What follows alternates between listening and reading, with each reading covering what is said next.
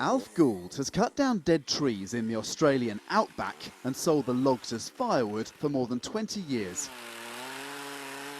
But regulations are getting tougher and his income is suffering as a result. You haven't got time to relax no more. You're too busy trying to get your money to pay all the bills and the lifestyle's disappeared.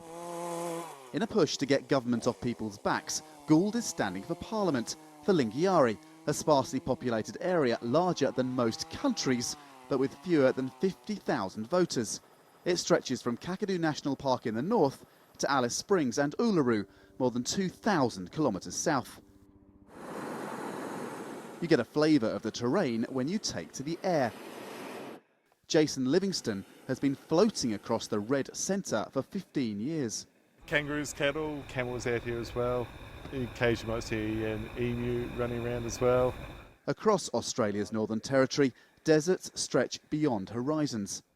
It may look empty, but the landscape down there is actually peppered with tiny Aboriginal communities. Many are so isolated that it's not practical for people to get to polling stations on election day itself.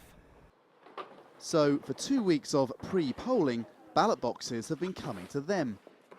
Indigenous voters run a gauntlet of campaigners before they go into vote. So this one's for the Labor mob, for that Warren Snowden. Candidates clock up thousands of kilometres. You have to take a full day, I guess, travelling to one electoral booth to another.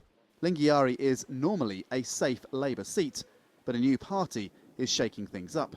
Distance can be overcome by actually word of mouth. This is where we use the Aboriginal grapevine in regards to getting the message across and saying, hey, look, if you truly want to change, well, look, we're an alternative here, we're an opportunity. LECHLEITNER's candidacy might split the Labour vote, handing the seat to the right-of-centre Liberal Party. That wouldn't upset Neil Waters. For decades, he's caught and tamed wild camels, sold them to zoos, and offered passing tourists rides. He contributes to the economy, he thinks, but gets little in return. Anything they do for rural Australia or central Australia is ad hoc. We don't have 24-hour power. We don't get to turn the light on at 2 o'clock in the morning. When we get up to run out to the toilet, we stumble in the dark and see what we can find. Political leaders aren't campaigning out here. In electoral terms, the vast interior doesn't matter very much. But this is Australia's heart. Andrew Thomas, Al Jazeera, Alice Springs.